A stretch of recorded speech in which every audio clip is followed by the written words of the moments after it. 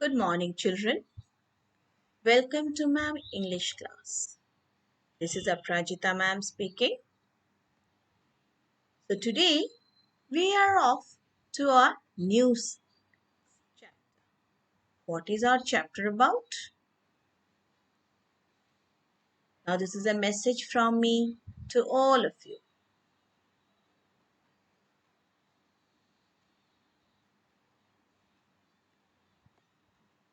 Now here we are with our main course book.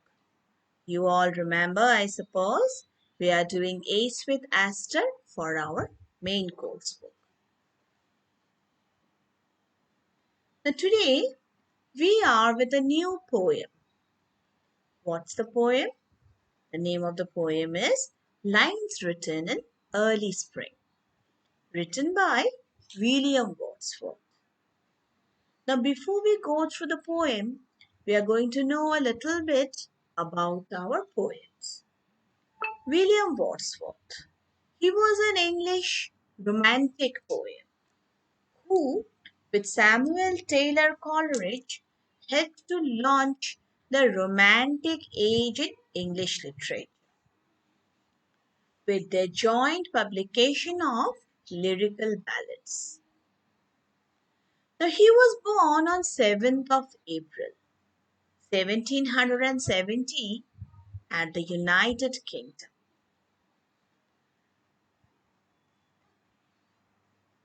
He died on 23rd of April, 1850 at Riedel Mountain Gardens at the United Kingdom only. He was married to Mary Hutchinson. Now, there are many wonderful poems written by William Wordsworth. And today, we are going to read, recite, and know about a very famous poem written by him.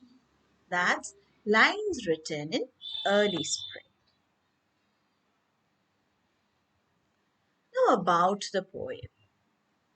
Lines Written in Early Spring is a countryside poem that is largely apprehensive with nature. In it, the nameless narrator, sitting in the room underneath a tree in the wilderness, and contemplates the changes that society has undergone around him. So, we are to the poem Lines Written in Early Spring. Here I recite the poem for you all, and you all are going to recite the poem with me. I heard 1,000 blended notes, while in the grove I sat reclined, in the sweet mood when pleasant thoughts bring sad thoughts to the mind. To her fair words did nature link that human soul that through me ran, and much it grieved my heart to think what man has made of man. Through crimson tufts in that green bower, that periwinkle trailed its wreaths, and 'tis my fate that every flower enjoys the air it breathes. So, what do we come up to in the first three paragraphs of the poem? It's a wonderful writer. Just see here. The first stanza reveals that Wordsworth relaxes in a small grove of trees, listening to the bird song. Although birdsong inspires happy thoughts, man has returned the favor by making a mess of his relations with his fellow men. The speaker is concerned about the state of nature because it linked to human actions in some way. It disturbs his mind, the poet's mind, whereas he is enjoying the nature panorama at the same time. In the second stanza, the speaker describes how, despite being civilized, mankind has an innate spiritual connection to nature and her fair warps. The speaker implies that man can be both a part of nature and a rational being, in control of himself and his surroundings.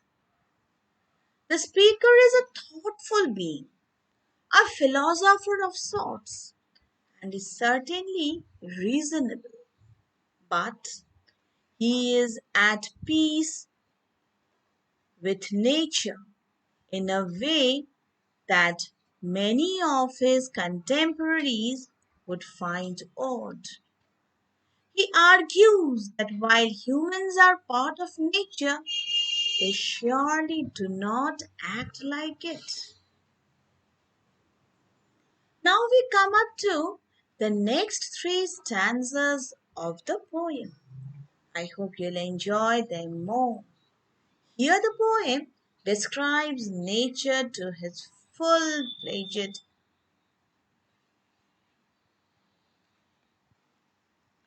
The birds around me hopped and played. Their thoughts I cannot measure, but the least motion which they made, it seemed a thrill of pleasure.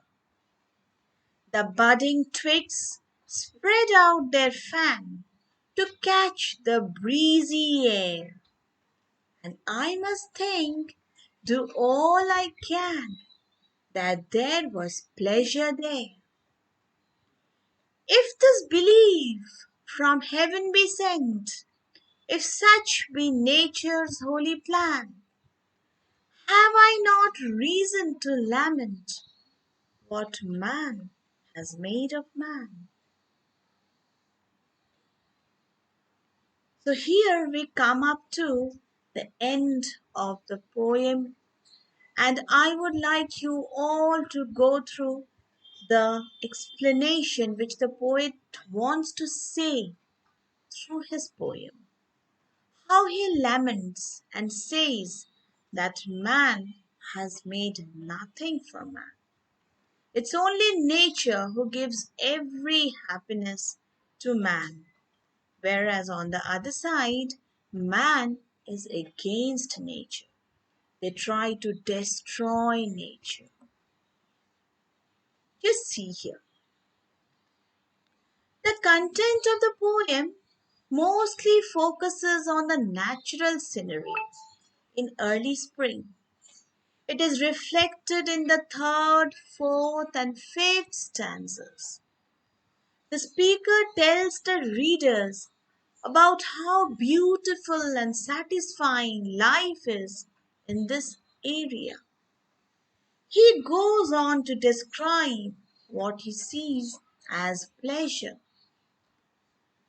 Such a show every flower enjoys, the air it breathes, and how the birds that hopped and played round him were written with every smallest motion that seems to give them a thrill of pleasure. These natural creatures have attained paradise by simply existing as nature intended, free of civilization, and in a state of natural grace. The final stanza of lines written in early spring describes the poem's main theme. What is that?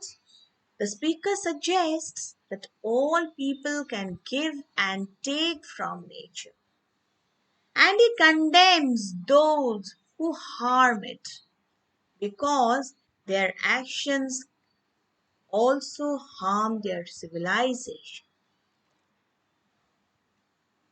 Nature is depicted as the center of life in this description of the poem. So here we come up to a wonderful part of a write-up by William Wordsworth. Now we will just see what are the poetic devices the poet contains.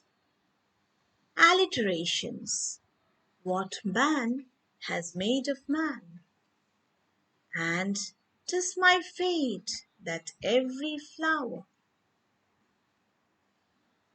What are the hyperbole it contains? 1,000 blended notes. The personifications, to her fair works did nature link, and 'tis my fate that every flower enjoys the air it breathes. The budding twigs spread out their fan to catch the breezy air, and the imagery, the visual images, the bird round me hopped and played, and the grove, the green bower, the flowers, primrose and periwinkle, and the budding twigs. All these are the visual images used. So hope you all have enjoyed the poem a lot. Now we come up to a recapitulation about the poem. Lines written in early spring is English romantic poem. It is an English romantic poem written by poet William Wordsworth. It is his meditation on the harmony of nature and on humanity's failure to follow nature's peaceful example. The poem argues that while humans are part of nature, they sure do not act like it.